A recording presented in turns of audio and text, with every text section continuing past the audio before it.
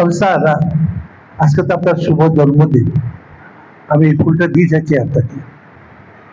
সেখানে উনি গেয়েছিলেন, প্রথম বাংলাদেশ আমার, শেষ বাংলাদেশ, জীবন বাংলাদেশ আমার, মরণ বাংলাদেশ। এই যে স্মৃতি, এই স্মৃতি আজও বলতে পারি না। খালেদা জিয়া আমাকে সৌদি আরবে নিয়ে গেলেন উমরা পালন করার জন্য। যেভাবে জিয়াকে দেখেছি সেভাবে খালেদা জিয়াকে দেখেছি। আমরা যখন লেখাপড়া করেছি অনেক কষ্টে করেছি। আমি যখন ম্যাট্রিক পরীক্ষার্থী ছিলাম তখন যুদ্ধ শুরু হয়ে যায়, বাংলাদেশের স্বাধীনতা যুদ্ধ। আমি শহীদ রাষ্ট্রপতি জিয়ার আহ্বানে সাড়া দিয়ে সেদিন মুক্তিযুদ্ধে অংশগ্রহণ করেছিলাম। স্বাধীনতার পরে আবার ফিরে এসে নিজের লেখাপড়ায় মনোনিবেশ করেছি। ভালো রেজাল্ট করার পরেই আমি নর্থ কলেজ এবং ঢাকা কলেজে পরীক্ষা দিয়েছিলাম। দুটার মধ্যে আমি উত্তীর্ণ হয়েছিলাম। আমি চিন্তা করে দেখলাম যে নর্থ কলেজ সবচেয়ে বেস্ট হবে আমার জন্য, যেহেতু তখন আমার মাথায় কোনো পলিটিক্স ছিল না। আমি কোনো রাজনীতিবিদ হব এই চিন্তা আমি করিনি। আমি সেখান থেকে নর্থ কলেজ থেকে বেরিয়ে ঢাকা ভার্সিটিতে পলিটিক্যাল সায়েন্স অনার্সে ভর্তি হয়েছিলাম।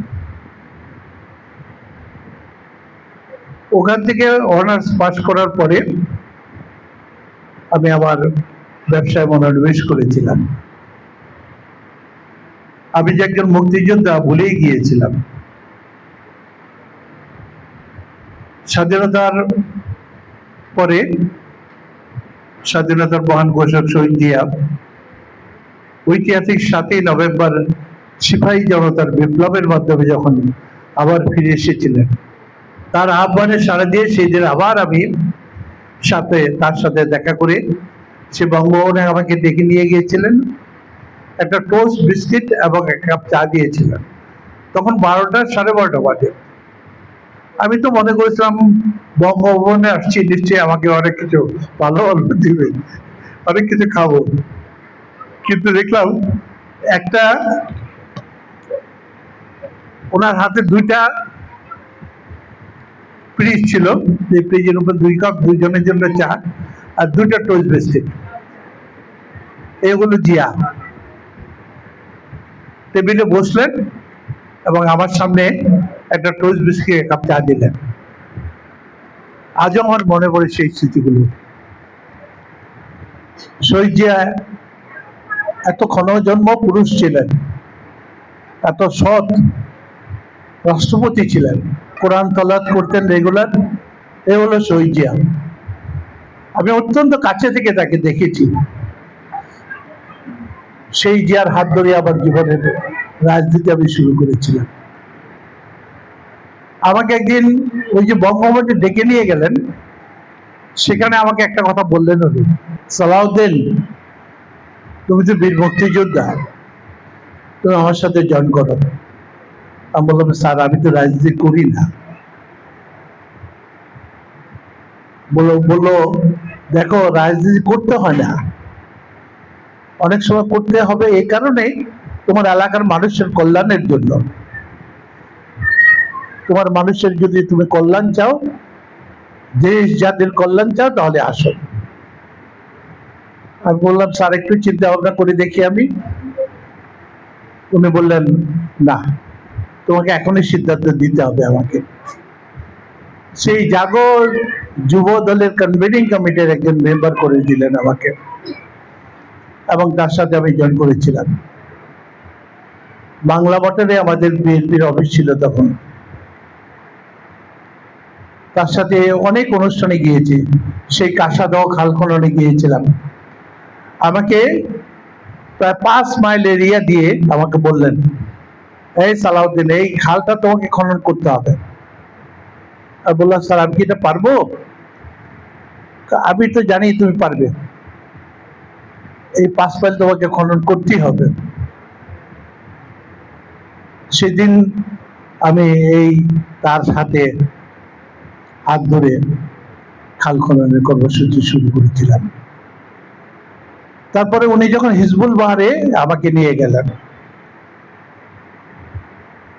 বাংলাদেশের যত ইন্টেলেকচুয়াল ছিল এর মধ্যে উনি আমাকে কিভাবে নির্ধারণ করেছেন আমি জানি না। ওখানে আমার একটা স্মৃতি আছে, তার সাথে আমার গলায় হাত ধরে সে একটা ছবি আছে, জিয়াউর রহমানের সাথে আমার স্মৃতি। আমি যখন হিজবুল বাহারে অবস্থান করছিলাম, উনি আমাদেরকে কিছু নোট দিলেন, আগের দিন রাতে নোটগুলো আমাদেরকে পড়তে বললেন। সেই নোটগুলো পড়লাম। পরের দিন ওনার জন্মদিন, 19শে জানুয়ারি। একজন আমাকে কানে কানে বললেন, আজকে তো 19 তারিখ। আমি বলি, হ্যাঁ, আজকে তো জিয়াউর রহমান সাহেবের জন্মদিন, চলেন আমরা ওনার কাছে দেখা করব। শিপের মধ্যে জানেন আপনাদের ফুলের বাগান থাকে সামনে, আর হিজবুল বলে অত্যন্ত সুন্দরভাবে সাজানো ছিল। ওখান থেকে একটা গোলাপ ফুল নিয়ে আমি তার কেবিনে, যে কেবিনে উনি ছিলেন, ওখানে লক করলাম। ওনার সিকিউরিটি বেরিয়ে আসলেন, বললেন আপনি কি চান? আমি বললাম স্যারকে একটু সালাম দেবেন, আমি একটু দেখা করব। এর মধ্যে উনি চলে আসছেন, এসে আমাকে জিজ্ঞেস করুন, what is your problem man? আমি, স্যার আজকে তো আপনার শুভ জন্মদিন, আমি এই ফুলটা দিয়ে যাচ্ছি আপনাকে। তুমি কিভাবে জানলে যে আমার জন্মদিন? স্যার এইখানে না, আমি না শুধু, সবাই জানে। আমাদেরকে আজকে ভালো কিছু খাওয়াবেন না আপনি? বললো কি খেতে চান? আমি বললাম স্যার এটা তো সমুদ্রের মধ্যে, যদি আপনি বললেই তো এই সমুদ্র থেকে মাছ জেলেরা তৈরি উঠে দিবে এবং সেটা ফ্রাই করে যদি আমাদেরকে দেন আমরা খাবো। সাথে সাথে উনি নির্দেশ দিলেন মাছ শিকার করার জন্য, এবং মাছ ধরে রাতের খাবারে আমাদেরকে ওই মাছটি অন্তর্ভুক্ত করলেন। এখনো আমার মনে আছে সেই স্বাদের কথা, মুখ থেকে আজ পর্যন্ত যায়নি। সেখানে উনি গেয়েছিলেন, প্রথম বাংলাদেশ আমার, শেষ বাংলাদেশ, জীবন বাংলাদেশ আমার, মরণ বাংলাদেশ। এই যে জিয়াউর রহমানের কণ্ঠে গাওয়া, আমার সাথে সেদিন আজকের যে সুমধুর কণ্ঠ যার শুনেছেন আপনার, বেবি নাজনীন, ওই মেয়েটা তখন এতটুকু, ওই মেয়েটা আমার সাথে গাওয়া শুরু করলেন, আমিও গাইলাম জিয়াউর রহমানের সাথে। এই যে স্মৃতি, এই স্মৃতি আজও বলতে পারি না। সেন্ট মার্টিন দ্বীপের সামনে গিয়ে আমাদের জাহাজটা নোঙ্গর করলেন এবং আমাকে বললেন, এই দ্বীপটা চেনো তুমি? বললাম স্যার না। এটা হলো সেন্ট মার্টিন। এই সেন্ট মার্টিনের মধ্যে তেল আছে, স্বর্ণ আছে, রৌপ্য আছে, খনিজ সম্পদে ভরপুর। এটার প্রতি অনেকের লোভ। আমেরিকা এটাকে দখল করতে চায়, ভারত এটাকে দখল করতে চায়, এটাকে মিয়ানমার দখল করতে চায়। আমরা আমাদের দেশে কি রক্ষা করব না? অবশ্যই স্যার। আপনি ইচ্ছা করলে তো আপনি যে কোনো মুহূর্তে মিয়ানমার দখল করে নিতে পারেন। আর মিয়ানমারের কিন্তু তখন সৈন্য ছিল না। বাংলাদেশের স্বাধীনতার পরে আমাদের সৈন্যদের যে ভূমিকা ছিল, এই সৈন্যরা ইচ্ছা করলে যে কোনো সময় আমরা মিয়ানমার দখল করে নিতে পারতাম। কিন্তু জিয়া রহমান সকল শ্রদ্ধার সাথে দেখতেন, সকল দেশকে ভালোবাসতেন, যার জন্য সেটা করেননি। ওনাকে কেউ কেউ বলেছিলেন যে স্যার আমরা মিয়ানমারটা নিয়ে নিই, আমাদের জায়গা কম, মিয়ানমারটা নিয়ে নিলে আমাদের জন্য ভালো হবে। উনি বললেন না, এটা ঠিক হবে না। এই হলো জিয়া, কত দেশপ্রেমিক ছিল। এরপরে একবার সে যাত্রাবাড়ি আসলেন, তখন আমি যুব দলের নেতা। আমি একটা সুন্দর সুসজ্জিত একটা ফুলের নিয়ে তাকে লাগাতে গেলাম, কিন্তু ওখানে যে জিয়া রহমানের ছবি ছিল এটা আমার খেয়াল ছিল না। জোরাম সাহেব বললেন, স্টপ সালাউদ্দিন। স্যার, নিজের প্রতিকৃতি কখনো নিজে লাগায়? আমাকে স্মরণ করে দিল। আমি খেয়াল করলাম যে আসলে তো তাই। পরে ওনার ওটা না লাগিয়ে আমি জিয়া রহমানের ছবিটা সরিয়ে দিয়ে ওখানে একটা ফুল দিয়ে ওনাকে লাগিয়ে দিলাম। এই হলো জিয়া। ওনার সাথে মাইলের পর মাইল হেঁটেছি আমি। এই ডিএনডি এলাকার জলবদ্ধতা দূর করার জন্য এই ডিএনডি এলাকাকে কৃষিক্ষেত থেকে আজকে নগরে রূপান্তরিত করার জন্য যে পরিকল্পনা, সেটা ছিল জিয়া। আজকে আমরা এখানে বাড়িঘর করেছি, আমরা স্কুল কলেজ করেছি, রাস্তাঘাট করেছি। এর পিছনে উদ্যোগটা কে ছিলেন? একমাত্র জিয়া। পরবর্তী পর্যায়ে যখন এরশাদ বিরোধী আন্দোলন শুরু হলো, আমি খালেদা জিয়ার সাথে একজন টেলিফোন অপারেটর, টেলিফোনের একটা যন্ত্র নিয়ে আমি তার বাসা দেখা করতে গেলাম। সেনাবাহিনী তখন তো চৌকস সেনাবাহিনী। আবার জিজ্ঞেস করলেন, কোথায় যাবেন? আমি যে এই বাড়ির টেলিফোন নষ্ট আছে, এটা আমি ঠিক করতে যাব। তারপর পারমিশন পেলাম, গেলাম ভিতরে, ম্যাডামের সাথে দেখা করলাম। বললাম, ম্যাডাম, আমরা তো অপেক্ষায় আছি, আপনি যদি এরশাদ বিরোধী আন্দোলনে ভূমিকা রাখেন, আমরা আমাদের জীবন দিয়ে আন্দোলন শুরু করব। সেই থেকে ওনাকে নিয়ে আসলাম। ওনার নাক দিয়ে তখন রক্ত পড়তেছিল। মাহবল-এ মিলায়তন, এটা আপনারা জানেন গুলিস্তানে ছিল, ওটাই আজকে ভেঙে ফেলে দেওয়া হয়েছে। বন্দি মুক্তি দিবস করলাম আমরা। তখন আমাদের অনেক নেতারই, কে এম ওবায়দুর রহমান, সালাম তালুকদার, সাইফুর রহমান সহ অনেক নেতারা কারাবন্দী ছিলেন। তাদেরকে মুক্ত করলাম এবং এরশাদ বিরোধী আন্দোলন শুরু করলাম। 9টি মাস বেগম খালেদা জিয়ার সাথে কাজ করলাম। 9 মাস পরে আবার ওই পশ্চিমবঙ্গতে একজন আমাদের কর্মী শহীদ হয়েছিলেন। উনি তাকে দেখার জন্য চলে আসলেন খালেদা জিয়া।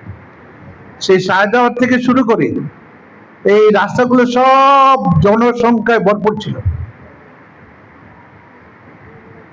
এবং যে বেগম খালেদা জিয়াকে নিয়ে এসে ওখানে ওর কফি দেখিয়ে আমরা যখন দোয়া শুরু করেছিলাম, তখন বলেছিল,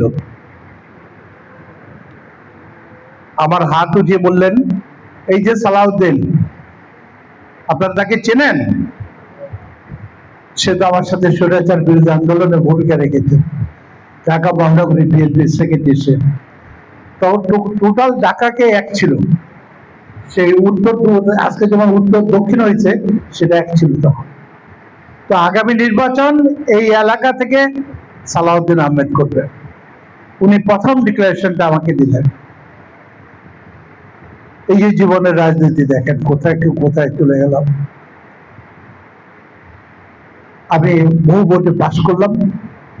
পাশ করার পরে উনি আমাকে, সৌদি আরবে যাবেন, আমাকে ভোর সকালবেলা ফোন দিলেন, বললেন, সালাউদ্দিন, আমি তো সৌদি আরবে যাচ্ছি বাদশাহ ফাহাদের আমন্ত্রণে, তুমি আমার সাথে যাবা।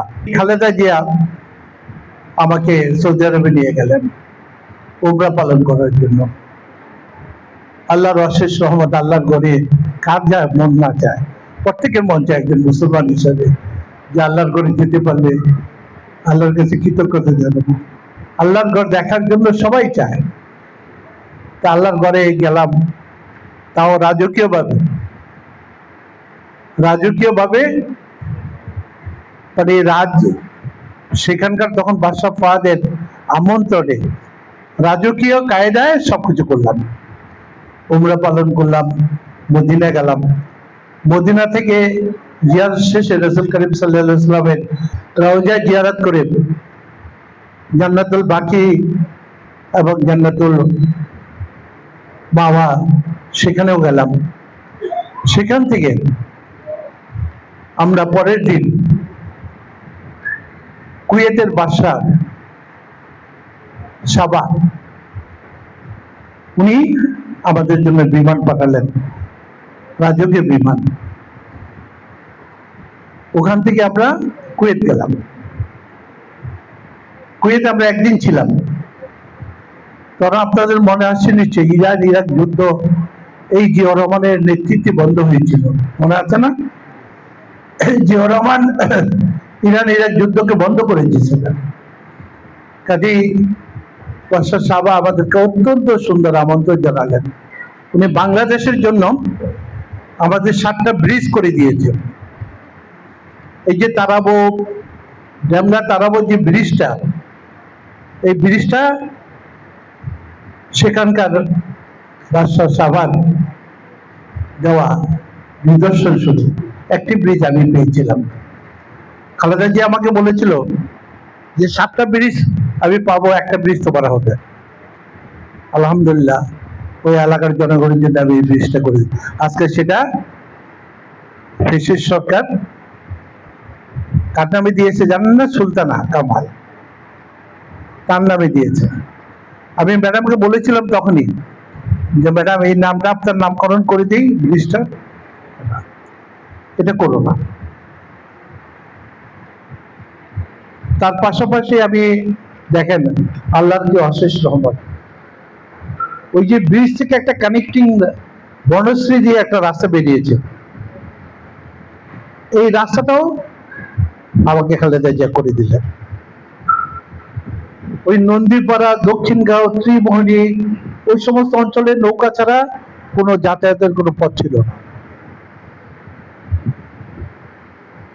ওইখানকার উন্নয়নের জন্য উনি আমাকে টাকা বরাদ্দ দিলেন, 5 কোটি টাকার মতো। ওখানে রাস্তাঘাট হলো, কালভার্ট ব্রিজ হলো, এবং আজকে মানুষ ওখান থেকে গাড়ি চালিয়ে যেতে পারে। এই বনশ্রী রাস্তা করার পিছনে খালেদা জিয়ার অবদান অনেক বেশি। আর এই ডেমরা, যাত্রাবাড়ি থেকে ডেমরা যে রাস্তাটা আছে, এটা 4 লেন করে দিলেন উনি। 2 লেন ছিলেন, ওটাকে 4 লেন করে দিলেন। আর এই যে আমাদের যেটা যাত্রাবাড়ি থেকে কাশপুর পর্যন্ত যে রাস্তা, এই রাস্তাটি 8 লেন করে দিলেন। এই হলো খালেদা জিয়া। যেভাবে জিয়াকে দেখেছি সেভাবে খালেদা জিয়াকে দেখেছি। আল্লাহর অশেষ রহমত, আল্লাহ আমার ভাগ্য ভালো রেখেছিল। আমাকে উনি একদিন বললেন ডেকে নিয়ে, তোমাকে আমি মন্ত্রী করতে চাই, তুমি হবে না? আমি বললাম না। কেন? আমি মন্ত্রী হলে তো আমি সারা বাংলাদেশ আমাকে চষে বেড়াতে হবে। আমি তো আমার এলাকার যে অনুন্নত এরিয়া, এই উন্নত করতে পারবো না। বললেন তুমি কি চাও? আমি কিছুই চাই না ম্যাডাম, আমি একটাই জিনিস চাই, আপনার নির্দেশনা, যে আমি যে রাস্তাঘাটের জন্য আসবো, স্কুল কলেজের জন্য আসবো, সেগুলো আমি করে দেব। আল্লাহ কি অশেষ রহমত, আজকে যত শিক্ষা প্রতিষ্ঠান আছে, এই যে দুনিয়া বিশ্ববিদ্যালয় কলেজ, বর্ণমালা স্কুল অ্যান্ড কলেজ, দুনিয়া একে স্কুল অ্যান্ড কলেজ, লতিফুয়া school and college, Demra college, তারপরে শহীদা গার্লস কলেজ, তারপরে ধরেন আমাদের এই যে Jatrabari ideal school and college, এই কাজগুলো করার পিছনে বেগম খালেদা জিয়া আমাকে অত্যন্ত উৎসাহিত করেছিলেন। আপনাদের এই এলাকার যত রাস্তাঘাট গুলো আছে, এগুলো আইল ছিল, আইল, জমিনের আইল ছিল না, আইল ছিল। আইল দিয়ে হেঁটে হেঁটে যেতাম, আর পরের দিনেই এই রাস্তাগুলো ড্রয়িং করে করে চিফ ইঞ্জিনিয়ারকে দিতাম। চিফ ইঞ্জিনিয়ার তখন ছিলেন কাবরুল সার্ভিস দিয়েছিলেন, তার জন্য আমি দোয়া করি। সে আমার কাজগুলো সাথে সাথে করে দিতেন। বেগম খালেদা জিয়া তাকে নির্দেশ দিয়েছিলেন এই কাজগুলি যাতে হয়।